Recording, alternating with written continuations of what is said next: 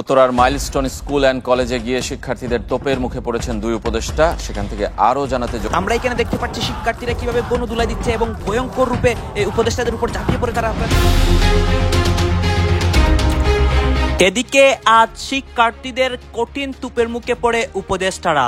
গতকালকের বিমান দুর্ঘটনার বিষয়ে সারা দেশ তুলপাড়। ডক্টর ইউনূসও এই নিয়ে আতঙ্কে। অনেকে ডক্টর ইউনূসের সরাসরি পদত্যাগ চাচ্ছে। ক্ষোভে ফুঁসে উঠেছেন উত্তরার দিয়াবাড়ির মাইলস্টোন স্কুলের শিক্ষক, শিক্ষার্থী আর অভিভাবকরা। তাদের অভিযোগ, মৃতের সংখ্যা গোপন করা হচ্ছে। আর এই তোপের মুখে পড়েছেন সরকারের দুই উপদেষ্টা। পরে ঘটনার জন্য সরকারের পক্ষ থেকে ক্ষমা প্রার্থনা করে বিমান দুর্ঘটনায় নিহত আসলে কতজন মানুষ মৃত্যুকে আলিঙ্গন করেছেন তা নিয়ে তুমুল বিতর্ক গড়ে উঠেছে।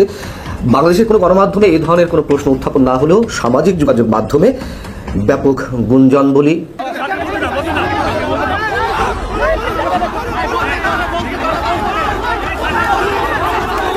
বাংলাদেশের বিভৎস ফাইটার জেট দুর্ঘটনা এবং সেই দুর্ঘটনার পর প্রশ্ন উঠেছে অসংখ্য। হয়তো বাংলাদেশের সেনাপ্রধান কিংবা মোহাম্মদ ইউনূস সেই প্রশ্নের উত্তরগুলো দিতে পারবেন। কিন্তু আসলে এটি কি সত্যি দুর্ঘটনা নাকি পরিকল্পিত 100 শিশুর হত্যা? চারদিকে এখন রব উঠেছে, যে কোনো মুহূর্তে ইউনূস সরকারের পতন ঘটতে পারে। আসিফ নজরুলকে পেয়ে শিক্ষার্থীরা মাইলস্টোনে বলছে ভুয়া ভুয়া ভুয়া হিসাবেই কবর পর্যন্ত মানুষ পাঠাবে। হ্যাঁ, এদেরকে শিক্ষার্থীরা কবর পর্যন্ত পাঠাচ্ছে। দর্শক শ্রোতা, গতকালকের বিমান দুর্ঘটনাকে কেন্দ্র করে উপদেষ্টারা আজকে সেই স্থানে এসেছিল এবং শিক্ষার্থীরা তাদেরকে ঘেরাও করেছিল। কঠিন অবস্থা কিন্তু বর্তমানেও সেখানে চলতেছে। আপনারা জানেন যে শিক্ষার্থীরা যে কোনো বিষয়ের প্রতিবাদ করে, যেখানে অন্যায় হয় সেইখানে শিক্ষার্থীরা রাজপথে নামে ধুলাই করে, অনেক কিছু করে। আজকে কিন্তু সচিবালয়ের সামন তুলপাড় হয়, অন্যদিকে সারা ঢাকা শহরে অনেক কিছু হয়। দর্শক শ্রোতা, সেই বিমান দুর্ঘটনার মধ্যে কতজনের মৃত্যু হয়েছে, কতজন আহত হয়েছে, এইটা নিয়েও কিন্তু অনেকে সরকারের কাছে প্রমাণ চাচ্ছে বা লিস্ট চাচ্ছে এবং এইটা নিয়ে অনেকে প্রতিবাদ করতেছে। গাইস, দেশের এই রাজনৈতিক পরিস্থিতি যে উত্তাল হয়েছে, এই বিষয়গুলো পর্যালোচনা করে আমরা অনেক তথ্য এবং ভিডিও পাই। কি হচ্ছে রাজপথে এবং উপদেষ্টাদের কি হয়, সবকিছু দেখতে পারবেন এই একটি ভিডিওতে। আসুন আমরা কথা বাড়াচ্ছি না, আমরা সরাসরি ভিডিওর মূল আলোচনায় চলে যাচ্ছি। আসিফ নজরুলকে পেয়ে শিক্ষার্থীরা মাইলস্টোনে বলছে ভুয়া ভুয়া ভুয়া। এই ভুয়াকে ভুয়া হিসাবেই কবর পর্যন্ত মানুষ পাঠাবে। কারণ সে শুরুতেই যখন বিমান দুর্ঘটনাটি হয়েছে সাথে সাথে সে বলে বিদেশ থেকে ডাক্তার এনে চিকিৎসা করব। কিছুক্ষণ পরে বলে ছাত্রীদেরকে বিদেশে পাঠিয়ে চিকিৎসা দেব। তুই কে চিকিৎসা দেওয়ার? তুই কি স্বাস্থ্য উপদেষ্টা? বেটা, সব জায়গায় ভুয়ামি করো, তোমার ভুয়ামি ছুটিয়ে দিবে আজকে ছাত্র জনতা বাংলাদেশে। প্রিয় দর্শক, আমি আপনাদেরকে যে কথাগুলা বললাম এই কথাগুলা উঠিয়ে নিয়ে আসছে বিবিসি বাংলা। বিবিসি বাংলা থেকে আমি সংবাদটা আপনাদের সাথে শেয়ার করছি।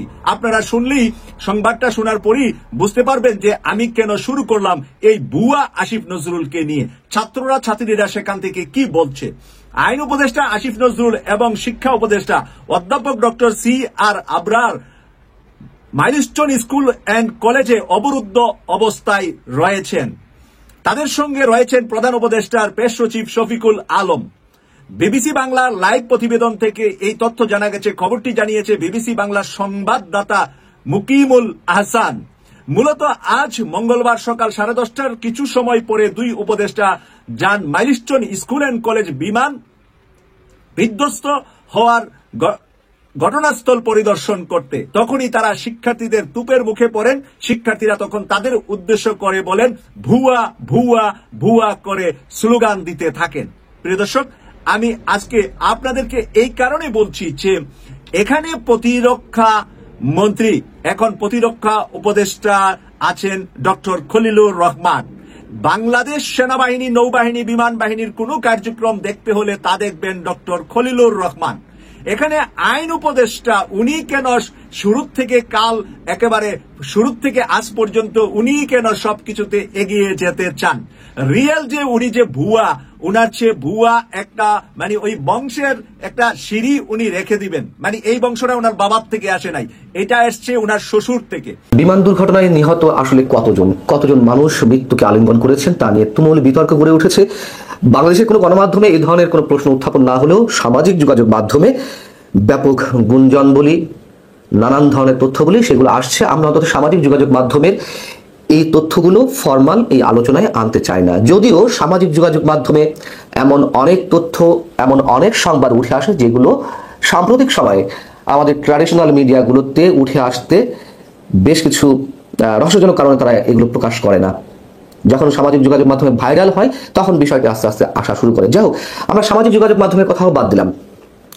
আন্তর্জাতিক বিভিন্ন গণমাধ্যমে সোমবারের যে ভয়ঙ্কর প্রশিক্ষণ বিমান বিধ্বস্তের ঘটনা, তাতে কতজন নিহত হয়েছে এ সম্পর্কে তারা স্পষ্ট কিছু না বললেও কিছু প্রশ্ন উত্থাপন করেছে কোনো কোনো গণমাধ্যমে। যেমন অ্যাসোসিয়েটেড প্রেস, এপিতে এক জায়গায় বলা হচ্ছে যে অনেকে তাদের আত্মীয় স্বজনদের মৃতদেহের জন্য একটি বিশেষায়িত বার্ন হাসপাতালে রাতভর অপেক্ষা করছিলেন। মধ্যরাতের দিকে মোহাম্মদ আব্দুর রহিম তার চাচাতো বোন আফিয়া আক্তারকে একটি হাসপাতালে খুঁজছিলেন এবং তিনি অর্থাৎ Mohammad Abdur Rahim associated press APK বলছেন, আমরা আমার চাচাতো বোনকে খুঁজে পাইনি, সে নিখোঁজ। এখানকার ডাক্তাররা আমাদের অন্য হাসপাতালে যেতে বলেছেন। এবং ফ্লাইট লেফটেন্যান্ট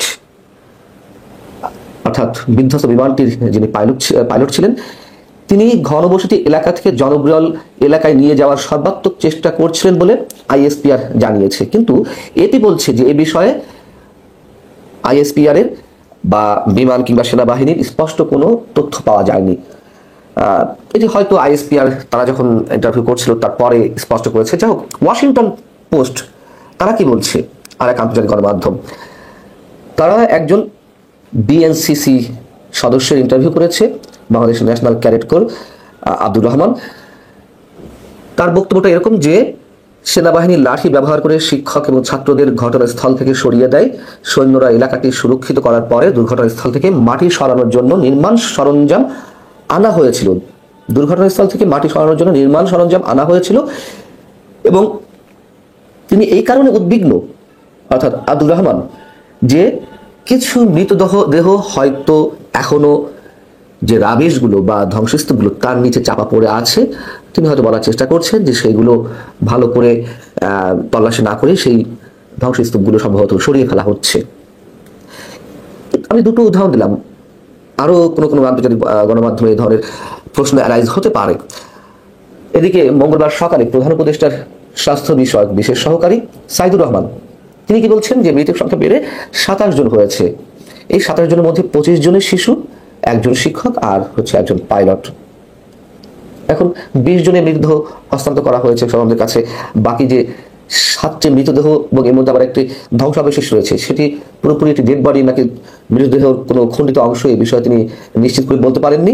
প্রেস উইং থেকে একটি বিবৃতি দেওয়া হয়েছে, সেখানে বিভিন্ন মহল থেকে যে হতাহতের তথ্য গোপন করা হচ্ছে সেটি একটা অপপ্রচার বলে দাবি করা হয়েছে। বিবৃতিতে বলা হচ্ছে যে আমরা অত্যন্ত দৃঢ়ভাবে জানাতে চাই এই দাবি সঠিক নয়। এখানে বলা হচ্ছে এই মর্মান্তিক ঘটনায় আহত নিহতদের সম্পূর্ণ ও নির্ভুল তালিকা প্রকাশের জন্য বাংলাদেশ সরকার, সেনাবাহিনী, প্রশাসন, বিদ্যালয় কর্তৃপক্ষ ও হাসপাতাল কর্তৃপক্ষ একযোগে কাজ করছে। মঙ্গলবার সকালে যখন আবার আইন উপদেষ্টা milestone college, school and college পরিদর্শনে গেলেন, সেখানে বিক্ষুব্ধ শিক্ষার্থীরা তারা স্লোগান দিতে থাকে, তাদের তোপের মুখে পড়েন আইন উপদেষ্টা। তাদের এই বিক্ষুব্ধ হওয়ার কারণ কি, ক্ষুব্ধ হওয়ার কারণ কি? নিশ্চয়ই কোনো কারণ আছে। এখন এটি পলিটিক্যালি কেউ মোটিভেট করছে নাকি সত্যিই তারা তাদের স্বজনদের খুঁজে পাচ্ছে না, এবং তারা যেহেতু সারাদিন কাজ করেছে, তারা চোখের সামনে অনেক কিছু দেখেছে, অন্তত এটুকু তো বলতে পারি। এবং বিভিন্ন ভিডিও চিত্র আমাদের সামনে উঠে এসেছে, কোনো গালগপ্প না, একেবারে ফুটেজ দেখা যাচ্ছে। সেই জায়গা থেকে তাদের যে ক্ষুব্ধতা, এটি নিশ্চয়ই যথেষ্ট যৌক্তিক কারণ রয়েছে।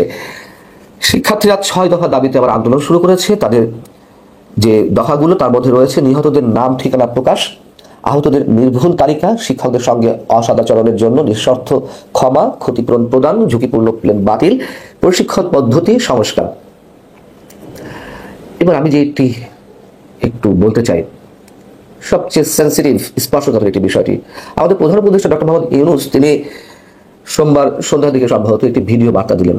সেখানে তিনি বললেন কি, আমরা এই সন্তানদের মা বাবাদের কি জবাব দেবো, আমরা তো নিজেরাই কোনো জবাব খুঁজে পাচ্ছি না, আমার বলার কোনো ভাষা নেই, কিভাবে শুরু করবো সেটাও বুঝতে পারছি না। এবং তার এক্সপ্রেশনটা খুব অসহায়ের মতো লাগছিল।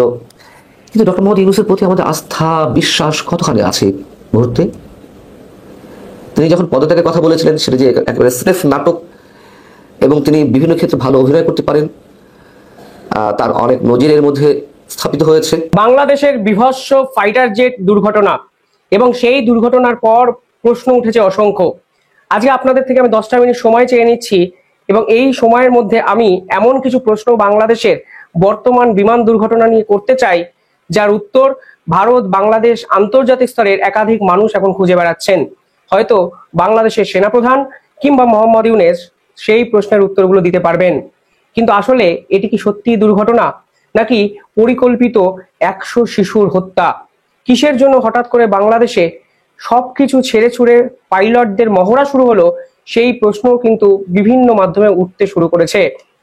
তবে এই ফ্লাইট দুর্ঘটনায় নিয়ে ভারতবর্ষ বাংলাদেশের পাশে দাঁড়িয়েছে। ভারতবর্ষের প্রধানমন্ত্রী নরেন্দ্র মোদী স্বয়ং একটি টুইট করেছেন।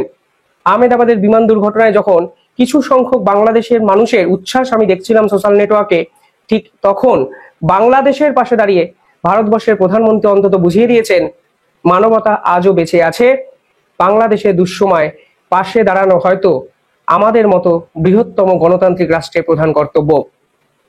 দেখুন, প্রধানমন্ত্রী নরেন্দ্র মোদী বাংলাদেশের এই এয়ার ক্র্যাশ নিয়ে একটি টুইট করেছেন। তিনি পরিষ্কার বুঝিয়ে দিয়েছেন ভারত বাংলাদেশের পাশে এই বিপদের সময় দাঁড়াবে। যদি কোনো রকম সহানুভূতি এবং সহযোগিতা এই মুহূর্তে ভারতের পক্ষ থেকে বাংলাদেশের কাজে লাগে তাহলে সেটি করার জন্য ভারত প্রস্তুত। সেখানে তিনি বলেছেন, deeply shocked and saddened at the loss of lives, many of them young student in a tragic air crash in Dhaka. ঘটনাটা তিনি বলেছেন। পরের পাড়ায় তিনি লিখেছেন, we pray for the swift recovery of those injured. India stands in solidarity with Bangladesh and is ready to extend all possible support and assistance. অর্থাৎ ভারত সরকার বিভিন্নভাবে বাংলাদেশকে এই মুহূর্তে সাহায্য করতে চায়। যদি তাদের প্রয়োজন হয় ভারত বাংলাদেশের পাশে দাঁড়াবে। এটা তো গেল একটা পর্ব।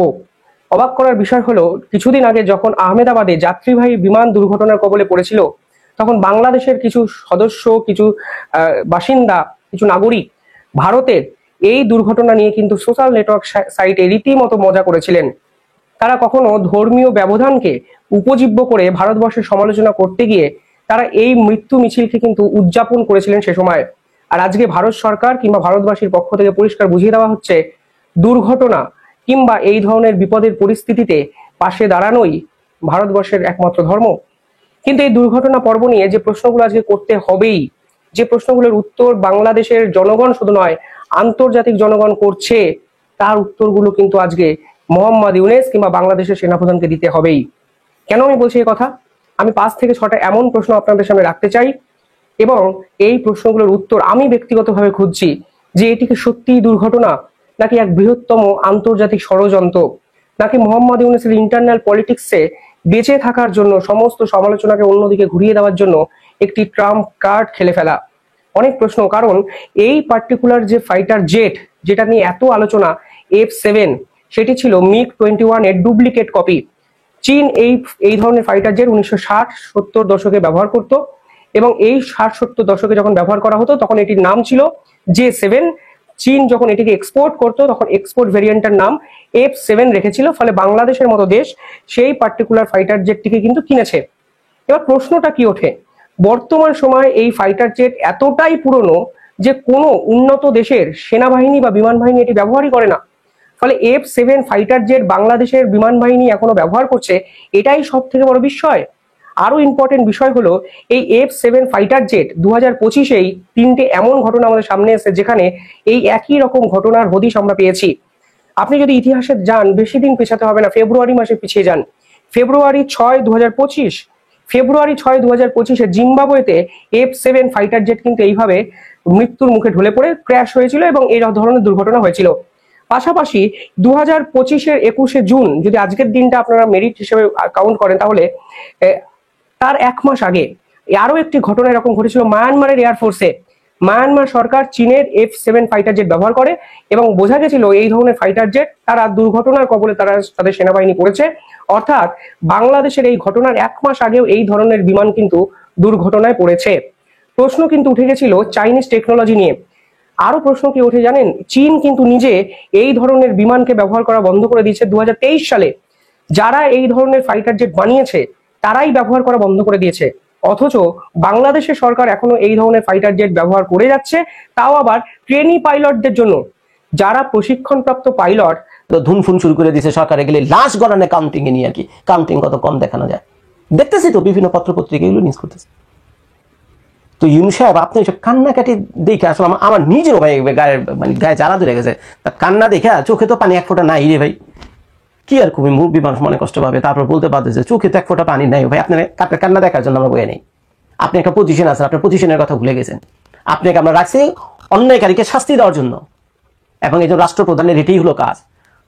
রাষ্ট্রের একজন রাষ্ট্রপ্রধানের এটি কাজ, যে কোনো অন্যায়কারী তার শাস্তি সুনিশ্চিত করা, কঠিনভাবে তাকে শাস্তি দেওয়া, এটি একজন রাষ্ট্রনায়কের কাজ। আপনি কি করছেন? কান্নাকাটি করতেছেন, না চাইলেন ক্ষমা। আর যারা এর পিছনে ছিল, বুকের পাটা তো হইল না, এগুলো বলার জন্য যে এই হ্যাঙ্গার থেকে ফাইটার যে যখন বেরিয়েছে পিছনে কারা কারা ছিল, ফিটনেস গুলো কারা কারা দিয়েছে, ধরে নিয়ে ওটা বলুন, ধরে নিয়ে সবগুলো রে আনো, সাংবাদিক সম্মেলন আনেন, দেখি, আমরা তো দেখি তাদেরকে, বিচার তো সাথে সাথে হয়ে যায়। তাইলে সেনা এই যে ছোট ছোট বাচ্চাগুলো ছিল তার। দর্শক আপনারা তো দেখলেন এখানে কি কথা হচ্ছে, অনেকে কিন্তু অনেক কথা বলতেছে, অনেকে আলোচনা করতেছে, অনেকে সমালোচনা করতেছে দেশের বিভিন্ন অবস্থা এবং পরিস্থিতি নিয়ে সবাই সবার মন্তব্য প্রকাশ করতেছে। তাদের মন্তব্যগুলো দেখে আমরা অনেক কিছু বুঝতে পারি দেশের মধ্যে কি হচ্ছে এবং দেশের পরিস্থিতি ঠিক কোন দিকে যাচ্ছে। দর্শক শ্রোতা, এখানে কিন্তু বিশেষ করে দেশের বিভিন্ন অবস্থা এবং পরিস্থিতি নিয়ে কথা হয়, বা এই যে উপদেষ্টাদের উপর যে একটা তারা যে একটা তুপের মুখে পড়ে, বা এই যে আসিফ নজরুল বলেন, আরও অনেক যারা কিনা তাদের শিক্ষার্থীদের তুপের মুখে পড়ে। গাইজ, আজকের এই অবস্থাগুলো নিয়ে আপনাদের মন্তব্যকে অবশ্যই আপনারা কমেন্ট বক্সে লিখে যাবেন। আর হ্যাঁ, তখন আপনাদেরকে আমরা যা কিছু দেখিয়েছি সবকিছু আমরা সোশ্যাল মিডিয়া থেকে সংগ্রহ করেছি, এখানে আমাদের নিজস্ব কোনো মন্তব্য নেই বা নিজস্ব কোনো সিদ্ধান্ত নেই। সর্বশেষ আপনাদের কাছে আমাদেরকে রিকোয়েস্ট থাকবে, আপনারা আমাদের চ্যানেলে নতুন দর্শক হয়ে থাকলে চ্যানেলটি সাবস্ক্রাইব করবেন এবং পাশে থাকা বেল বাটন যাবেন, যাতে করে নেক্সট ভিডিওটা সবার আগে আপনাদের কাছে পৌঁছায়।